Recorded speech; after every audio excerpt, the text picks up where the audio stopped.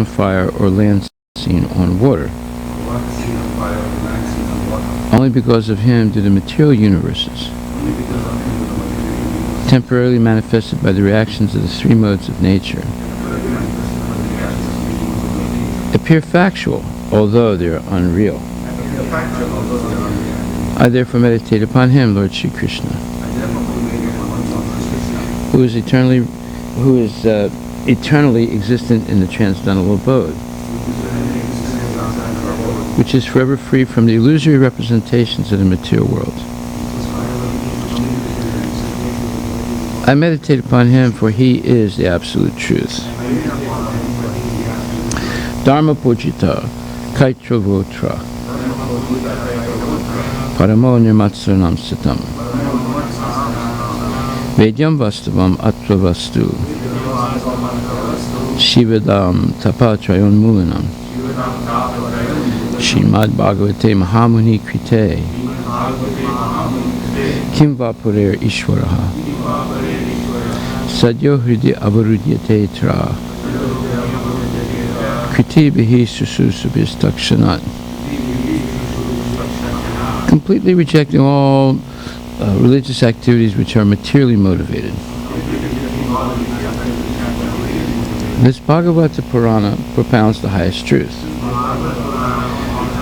which is understandable by those devotees who are fully pure in heart. The highest truth is reality distinguished from illusion for the welfare of all.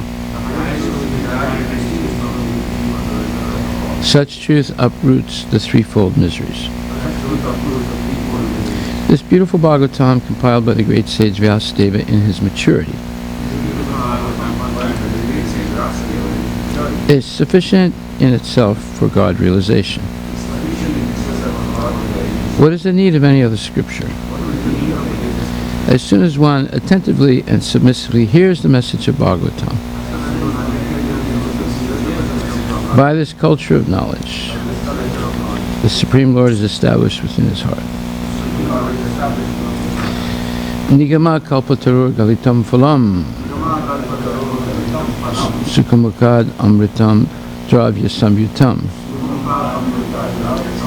Vibhata bhagavatam rasam alayam Muhur aho rasika bhuvi bhavukaha. O expert and thoughtful men, relish Srimad Bhagavatam, the mature fruit of the desire tree of Vedic literatures. It emanated from the lips of Sri Sukadeva Goswami. Therefore, this fruit has become even more tasteful, even though its nectarian juice was already relishable for all, including liberated souls. Srimad Bhagavatam, Canto 1, Chapter 8, Text 41.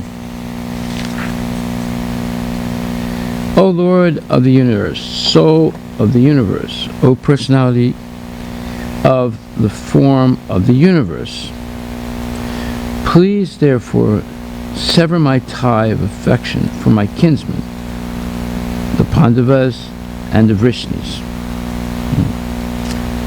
So, O Lord of the universe, Soul of the universe, or personality of the form of the universe. So he's referring to here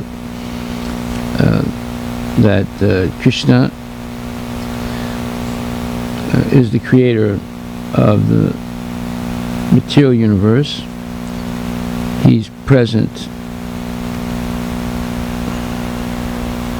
as Paramatma in every atom of the universe and in the heart of every living entity, and he is also, it manifests a temporary form of the Virat Rupa, or the universal form that encompasses the entire universe.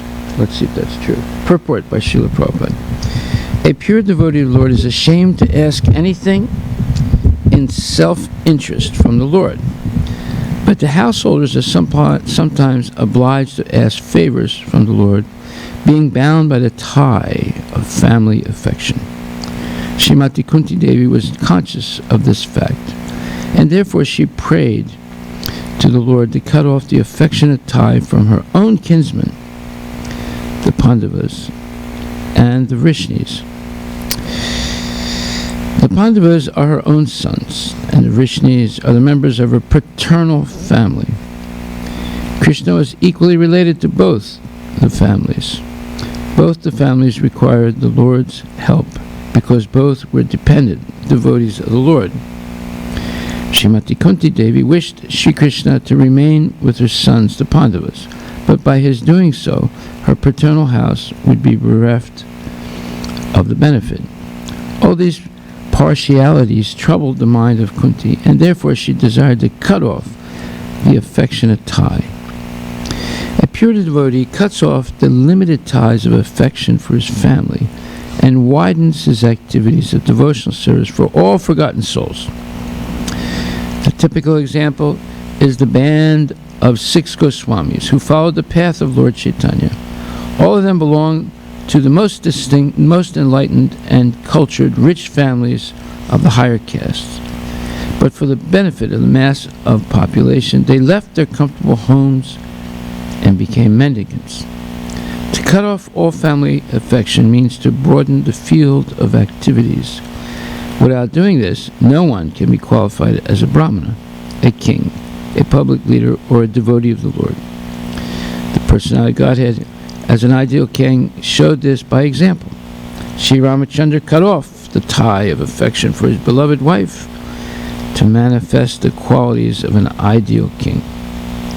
Such personalities as a Brahmana, a devotee, a king, or a public leader must be very broad-minded in discharging their respective duties. Srimati Kunti Devi was conscious of this fact, and being weak, she prayed to be free from such bondage of family affection. The Lord is addressed as the Lord of the universe or the Lord of the universal mind, indicating his all-powerful ability to cut the hard knot of family affection. Therefore, it is sometimes experienced that the Lord, out of his special affinity towards a weak devotee, breaks the family affection by force of circumstances arranged by his all-powerful energy. By doing so, he causes the devotee to become completely dependent on him, and thus clears the path for his going back to Godhead. Srimad Bhagavatam, Grantaraj ki jai, Srila Prabhupada ki jai. Now this can be misunderstood by most people. They say, oh, this is the proof that the Hare Krishnas are against family. You see? But that's not what it's saying. What it's saying is that after a person like Kunti Devi raises the family, educates them, raises the children, is faithful to husband, educates the children properly, gets them married or situated in life. Either they get married or they become brahmacharis, and first they become brahmacharis and brahmacharinis, then they get married, or they remain celibate the rest of their life, etc. So when all that is done, then they should break off all family attachment and expand their family to what's called Achyuta Gotra, Krishna's family. Now, in order to do that, they must cultivate internally detachment throughout their whole life, whether they're a child, well, not as a child, but when they get married, during the whole married life, they must internally develop detachment. How do you do that? By following the rules and regulations of Krishna consciousness, getting initiated, and following all the rules and regulations, so that when the time comes to break the family attachment, one can do it without regret and without remorse and without nostalgia and all this stuff, you know. So this is what's being explained. That Kunti is not like, the day after she got married, she's going to break off all family attachment. That's not what it's saying here. And that's not the example that's given by Kunti, by Krishna himself, and even Lord Ramachandra. Now, Ramachandra's situation requires more explanation, because he did have children, right? But he detached himself from his wife when she was pregnant. Now, why did he do that? That requires more explanation. You have to have more background understanding. There's an esoterical reason, but the direct explanation is that because Sita Devi had been kidnapped. Now, not the real Sita Devi was kidnapped. The Maya Sita Devi was kidnapped. The real Sita Devi could not be touched by Ravana. But there was a Maya Sita Devi that replaced the real Sita Devi, who was kidnapped by Ravana, but who never succumbed to him. Although she was kept by him for at least, I think, 1 year under his, control, let's say. He never really controlled her, because he was not able to defile her due to a curse that he had received previously, that if he ever raped a woman again, he would die immediately. So he had to convince her to surrender to him voluntarily, but he was not able to do that, because the Maya Sita remained faithful to Lord Rama and refused all of the promises and the fake, let's say, surrender of Ravana, claiming that he would surrender to her, that she would be his first wife, all his other wives, and he had thousands of wives. They would all be her servants, and he would take her all over the universe in this super airplane called the airplane that he stole from from Kubera, and after he defeated Kubera, what's the name? What was the name of that? The Pushpa something. Yeah. Anyway, so after Rama defeats Ravana and liberates the Maya Sita, there's an episode where it seems as if he says something to her before they return to Ayodhya that implies that she, what was she doing during that year with Ravana? So she becomes upset and says, look, if you are doubting me, I'll prove to you that Ravana never actually touched me. Well, he touched her, but he never was able to defile her. And she is the first person who started what's called the ordeal of fire. And that is, she said, I will step voluntarily into a gigantic fire. And if I was even mentally attracted to Ravana, I'll burn to death. So they built this big fire. This is before they go back to Ayodhya. They build this big fire, and she voluntarily accepts in it, steps into it. And she just stands in it. And it's not a small fire, it's a big, big fire. And she goes right into it, and people can see her. And not even her sari burns. And she didn't run in and run out of the fire, right? She actually stays there.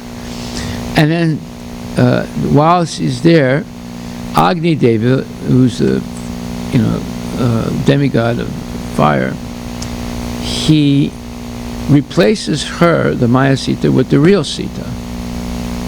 And then after some time he walks out with the real Sita and hands her back to Rama. And then that proves that she was not in any way defiled by Ravana, and nor did she mentally have any attraction to him.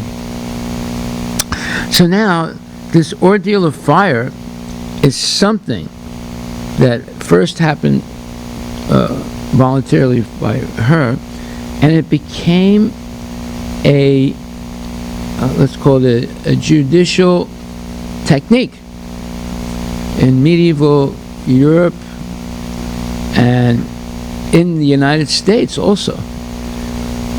Criminals were given a choice, especially the ones that kept claiming that they were innocent.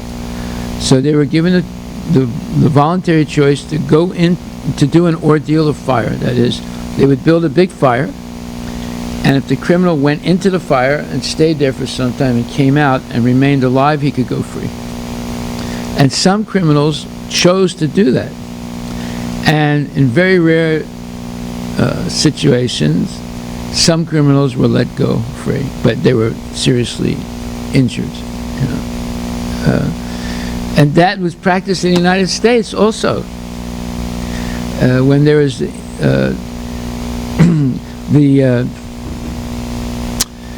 New England witch trials, when in the beginning of the United States, after the Pilgrims came, sometimes women were accused of being witches, and they were given the opportunity to go through the ordeal of fire to prove that they were innocent. You can read American history. I mean, there's very strange things that used to happen in this country, and some of the witches, people who were accused, many of the people who were accused, many of the women that were accused of being witches were not really witches, but they might have acted in a strange way, and people, all you had to do is say that person's a witch, and they'd be arrested, So, and then in Europe also, they did the same thing, but they did other things too that are similar to it. Like there was the dunking stool. They were a type of punishment for a man or a woman who maybe was unfaithful to the husband or wife, or was a thief. They would go on the side of a river and build this thing that looks something like a seesaw, and they would tie the person on one end, right, and then they would dunk the person in the river. It's a type of waterboarding, right? If you know what that is. And they would hold the person underwater until they thought, they might die, and then they'd pull them up, and the person would be gasping for air and completely in distress, and then they'd do it again. So there were all these different types of punishments, but the worst was the ordeal of fire. The criminals could choose voluntarily, and like I said, if they survived, they would let them go free. And most people never survived. Maybe a few did, but they were injured the rest of their life. Okay, so Sita goes through this. Now, when they go back to Ayodhya, some people that lived in Ayodhya, and this is very interesting, because there's two cities, Ayodhya and Dwarka, where the Supreme Personality of God had lived in a family situation, right? But in Ayodhya, some people were gossiping, and they would derisively refer to Rama as the person who was cuckolded by his wife. You have to look this word up, this cuckold.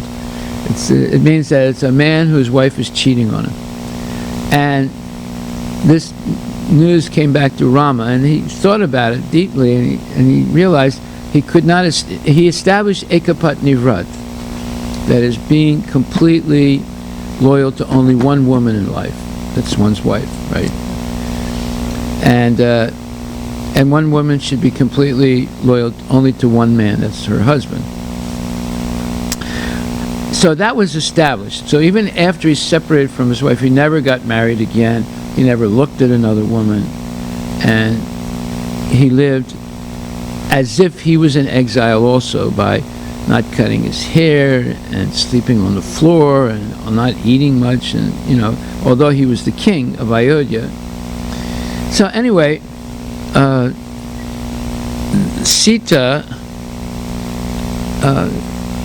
does not want to, Sita is pregnant, right, with her twin sons, and he asks Bharat he asked Lakshman to take her to the end of the kingdom where there's a river, and let her go on the other side of the river and live in the ashram of Valmiki Muni for the rest of her life in exile. Now, this part of the Ramayana is often criticized by Hindu women. And they say, how can you say Rama was loyal to his wife? He sent her away and she was pregnant. And they said, this is unacceptable, right? But they don't understand why that happens. So there's one, let's say, practical reason, and there's one esoterical reason. The practical reason is that he could not have the full confidence of all the subjects in his kingdom, and his kingdom included the whole world, and especially his capital city, Ayodhya, where people would see him every day. He could not have the complete confidence of them if they continued to criticize him because Sita was kidnapped by Ravana, and there was a hint that she might have been unfaithful to her husband. That's why a leader must be like a white sheet with no stain on it. The leader must not have any stain or any doubt about his or her eligibility to be a leader. They can't have, people should not have any doubt. Otherwise they cannot follow sincerely as leaders, especially a king's, let's say, instructions. So in order to perform his second goal, Rama had two goals. One was establish Ekapatni Vrat, that is, the sanctity of marriage, where husband and wife stay loyal to each other forever. And secondly, Ram Raja, establishing a saintly kingdom under the direction of a saintly king who has no stain on their reputation, their behavior, their history, and etc. So that's why he exiled her. Now, these women that criticize Rama and they say, we don't accept this is not right, he was unjust, blah, blah, blah, blah, blah. They don't take into account Sita's opinion. This is their own speculative opinion. And they don't know the ostensible reason why she was banned, and they don't know the esoteric reason why she was banned. Right. First of all, Sita, when she's asked to get off the chariot that Lakshman, took her out of Ayodhya with, and they're on the bank of this river, and on the other side of the river is basically the wilderness. She tells Lakshman, she said, normally, she said, if I wasn't pregnant, I would commit suicide right now. But because I'm pregnant, I'm not going to commit suicide. And then secondly, she says, I don't hold any grudge against Rama because I understand why he's doing this. And she said, you can tell him that. So this is important because women speculate that this was unfair, the Lord was cruel to his wife, but they don't take into account her words. And this is in the Ramayana, Valmiki Ramayana, when you read it.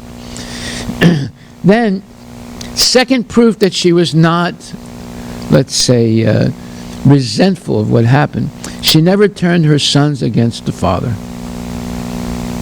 In fact, she never even told them who their father was. She never said anything mean about Lord Rama. She didn't try and turn this, often when there's a divorce and the wife gets custody of the children, she openly and subtly turns the kids against the father. I don't know if you've ever seen this, but it's a normal thing, right? And then especially if the divorce is a nasty divorce. Anyway, now the esoteric reason why she was banished to the, no, she wasn't put into the wilderness to fend for herself. She was put under the protection of Valmiki Muni, who was a pure devotee of Lord Ramachandra and a great spiritual authority himself. And he protected her, and he protected and educated the sons, Lava and Cush. And he taught them the Ramayana. He's the author of the Ramayana, the original Ramayana, the most authoritative Ramayana. There are many Ramayanas, actually, but they all are derived from Valmiki Muni's original Ramayana. And his Ramayana is bona fide because it was recited by Lava and Cush to Rama and Lakshman and Kushalya and all the residents of Ayodhya, and Rama approved of it. That means Valmiki's Ramayana is the only one that's actually 100% bona fide. All the other Ramayanas may have a lot of details in them that are from Valmiki Ramayana, but they're not certified bona fide. Like the Ramcharitmanas is not a certified bona fide Ramayana, although it has a lot of nice things in it, but has some mistakes. It's not what you call Amala Purana, or a faultless scripture. It has some faults in it, and if you ever want to know, I can point them out to you. However, the esoteric reason was that now Rama and Sita both manifested what's called Vipralamba Bhava, ecstatic love in separation, which is stronger than love in proximity. And this is a very subtle point. This is what Lord Chaitanya manifested. It's the feelings of Radharani for Krishna, because Krishna leaves Vrindavan ostensibly. Akrura takes him to Mathura, and then he ostensibly never comes back again. But he never left Vrindavan because the gopis constantly were thinking of him and enacting his pastimes and all these different things. So that Vipralamba Bhava is the highest state of love between Rama and Sita, or Krishna and Radharani and the gopis. Now this is a very esoterical thing. Most people don't understand it. Even Shakespeare said that absence makes the love more fonder.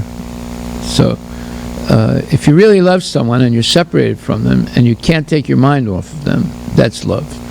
If you're separated from someone that you supposedly love, but you feel relief and you're glad they're away and never want to see them again, that means there was no love.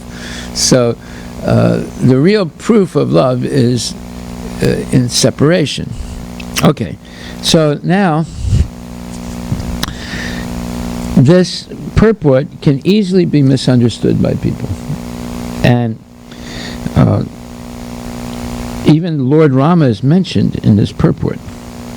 So after all this explanation, you see how, unless you hear the Bhagavatam spoken by genuine devotees, it's very easy. Any scripture, it could be Mahabharata, it can be Bhagavad Gita. It's very easy for people to use their mundane logic and reason and come up with all kinds of false interpretations of what it says. Okay, so there are many other points here, but to cut off all family affection means to broaden the field of activities. Without doing this, no one can be qualified as a Brahmana, a king, a public leader, or a devotee of the Lord. So to be a leader means you have to sacrifice all mundane attachments, and it's not very easy to do that. Otherwise you cannot be an effective leader. Anyway, there's other points here. We don't have time to discuss it now. We'll discuss it tomorrow. Oh boy, it's a Srila Prabhupada Ki Jai.